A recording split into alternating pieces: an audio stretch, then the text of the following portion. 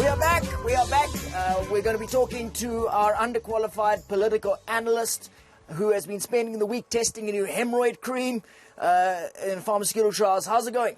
Look, Chester, just because you're not a real boy, I don't know why you have to get at me all the time, okay? Just relax. But I just want to know how the hemorrhoid cream's going. I mean, I'm trying to hate on you. There's no goddamn hemorrhoid cream. It's not. Anyway, hold on. Let's just carry on. All right. I wanted to ask you something, Chester.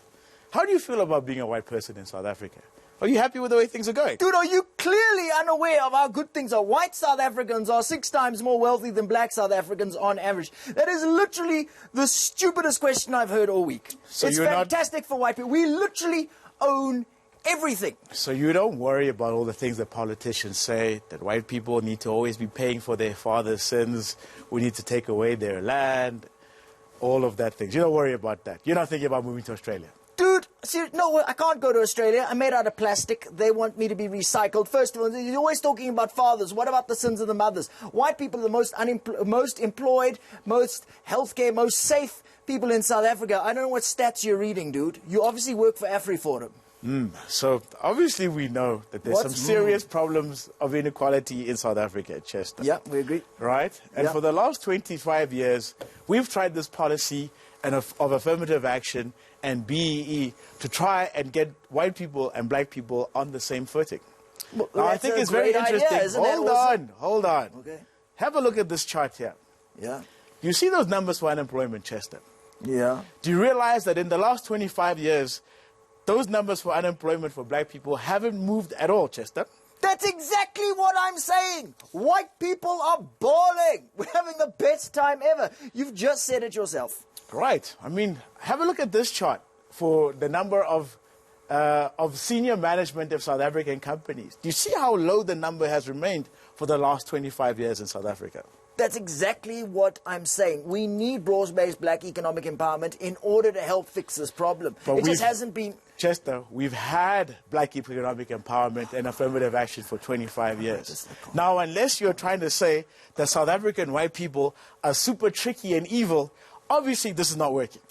But what if they are super tricky? I'm not going to call anyone evil, but we are definitely freaking tricky. We wouldn't let brown people go to the beach. I mean, that's tricky as it gets. Right. Look, all I know is this, Chester. For a black guy like me, affirmative action and BE have been great.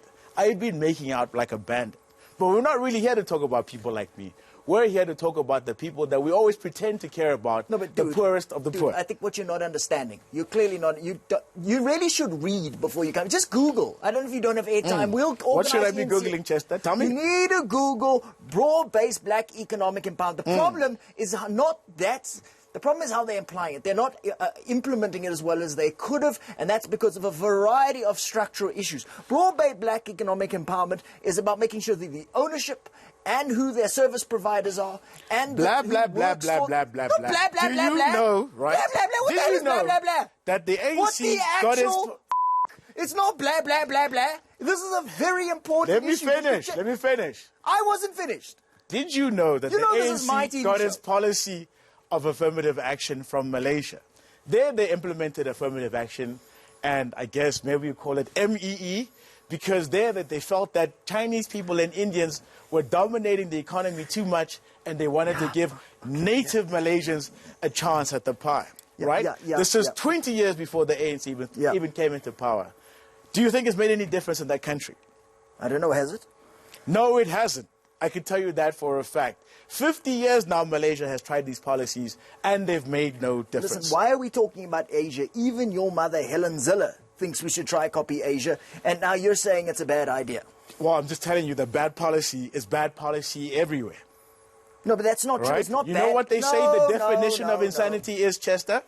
Doing the same thing over and over again and expecting the same result. That is a cliche, and saying a cliche about saying things over and over again is like the inception of cliches.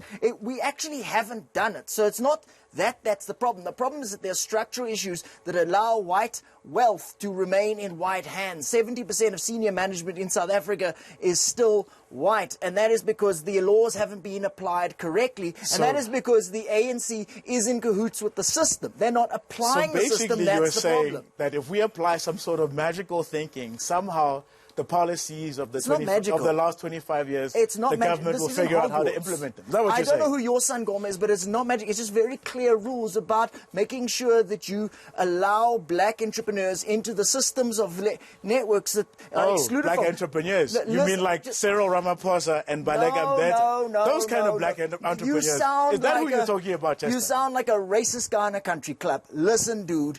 Poor black businesses or smaller black businesses often excluded by networks of patronage and networks of social relationships and cultural capital that they don't have access to, and they need a leg up because, to be honest, white people can be very, very freaking sneaky. We came to Africa and stole the land and then called black people thieves. It's ridiculous. Okay, Chester. Then how about this?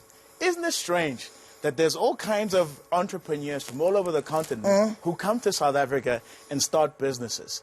They do it very successful without any help from the government. Don't you think that's weird? Just always deny historical legacy. Guy, when a Somalian shopkeeper comes or someone from anyone in the world comes, they have access to systems of networks that span continents. South Africans have been denied such access because that's what apartheid was. It was a system of that exclusion. there's something wrong with black South Africans, that other people in the world have access to some super knowledge that we don't, that they can figure out how to do it. Is that what you're saying? No, it's not what there's a white guy puts words in my mouth already. That's not what I'm saying. Black people are not, there's nothing wrong with them. They just had exclusion from access. Okay, I mean, let me try and change tag. Okay, that well-known racist and hater of black people and captain of the racist Springboks, Siya Kolisi, recently said that he thinks that if Nelson Mandela would still be alive, he would be very much against quota in sport. What do you think about that? I think Siya Kolisi is talking a load of smack. You got to remember that white people had 360 years of affirmative action. What do you think apartheid was? It was affirmative action for white people. So now basically, you're saying that a guy who plays elite sport at an elite level knows nothing about how to get there, but a guy who lives in a briefcase like you does. Is that what you're saying? Yes, that's what I'm saying. Chester, you're being ridiculous. Anyway, I guess my point is this, right? There's nothing wrong with South African black people.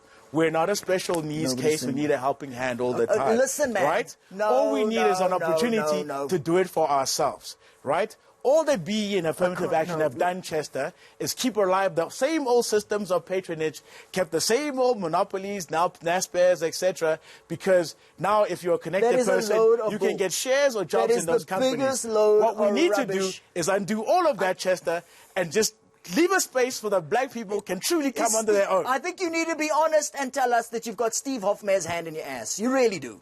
Finally. Chester, just look at the camera and say, I've got Steve Hofmeer's hand Only one of us in my has ass. got a hand in right the next ass to right now, hemorrhoids. Chester. I think you should calm down, go back in your box, shut the hell up. Shut up! This is my show. You're fired. Ladies and gentlemen, that was Mpheng. He won't be back next week.